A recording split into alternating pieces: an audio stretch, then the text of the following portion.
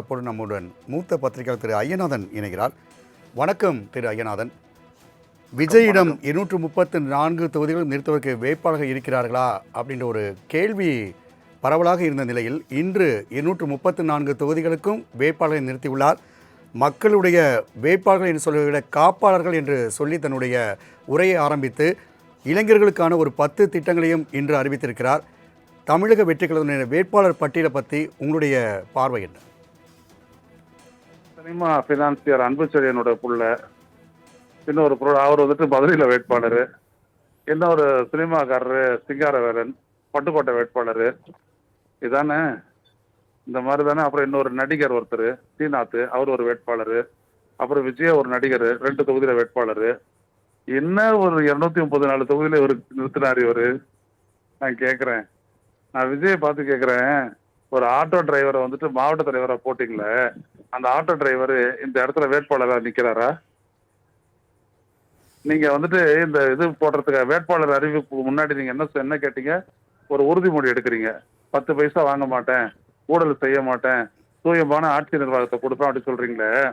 அப்படியாப்பட்ட நிர்வாகத்தை கொடுக்குற நீங்க உங்களுடைய வேட்பாளர் நேர்காணல்ல ஒருத்தர்கிட்ட என்ன கேட்டீங்க? 5 கோடி செலவு பண்ணுவியா, 5 கோடி செலவு பண்ணுவியா அப்படின்னு கேட்டுட்டு அது ஊன்னு சொன்னவனுக்கு தான் வந்துட்டு நீங்க வேட்பாளராக கொடுத்துருக்குறீங்க. அப்ப அந்த 5 கோடி செலவு பண்ணவன் எங்க வந்து சம்பாதிப்பான் அது சொல்லுங்க. போயிட்டு அவன் வந்துட்டு கோயம்பேட்டில் போயிட்டு காய்கறி யானை விட்டு சம்பாதிப்பானா?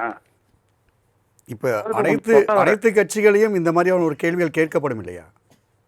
இல்ல, அனைத்து கட்சிகளும் இந்த மாதிரி நீங்க சொல்லக்கூடாது இல்லையா?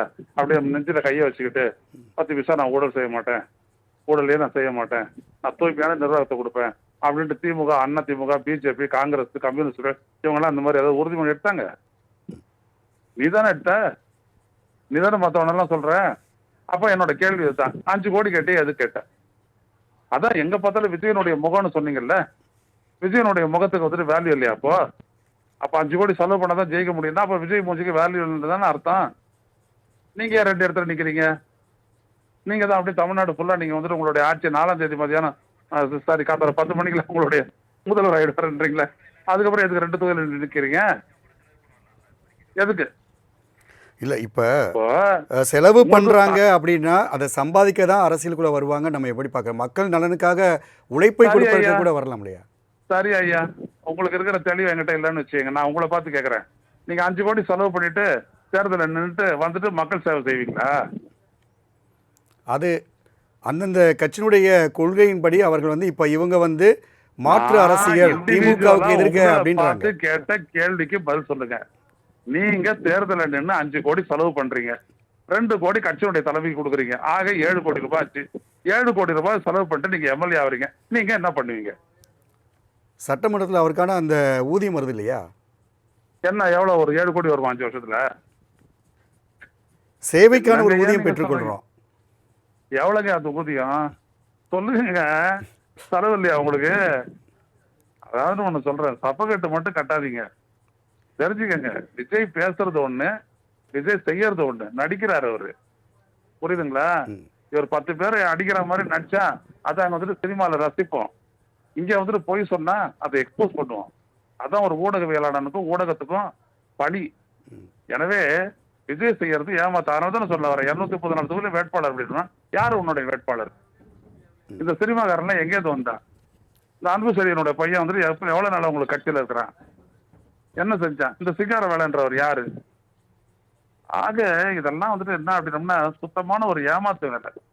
அந்த ஏமாத்து வேலையினுடைய வராங்க. எங்கேயாவது 5 ஸ்டார் ஹோட்டல்ல வேட்பாளர் அறிமுகம் பண்ணியிருக்கிற ஒரு கட்சியை நீங்க இந்தியாவில் சொல்லுங்க பார்ப்போம். 5 ஸ்டார் ஹோட்டல்ல வச்சு வேட்பாளர் அறிமுக கூட்டத்தை நடத்துற கட்சி அது சொல்லுங்க. இவ்வளவுதாங்க விஜய். அதனால அவர் சொல்லக்கூடிய விடயம் எல்லாமே வந்துட்டு என்னன்னா ஒரு ஏமாற்று. இதை மக்கள் கிட்ட நம்ம புரிய வைக்கணும், இவ்வளவுதான். சென்னையினுடைய கோட்டையாக பார்க்கக்கூடிய திமுகவுடைய கோட்டை என்று சொல்லக்கூடிய அந்த 16 தொகுதிகள்லையும் இன்றைக்கு இந்த கேண்டிடேட்டை நிப்பாட்டி வச்சுருக்காங்க வேட்பாளர்களை. இந்த வேட்பாளர்கள் எப்படி ஒரு போட்டியாக இருக்க போகிறாங்க? அந்த வாக்கு பிரிப்பு தான் இருக்குமா, அல்லது அவர்கள் ஒவ்வொரு தொகுதியும் கைப்பற்றுவதற்கான வாய்ப்புகளும் இருக்குமா? முதல்ல கைப்பற்றுவதெல்லாம் இருக்கட்டுங்க, டெபாசிட்டை தாண்டட்டுங்க, அப்புறம் பார்ப்போம்.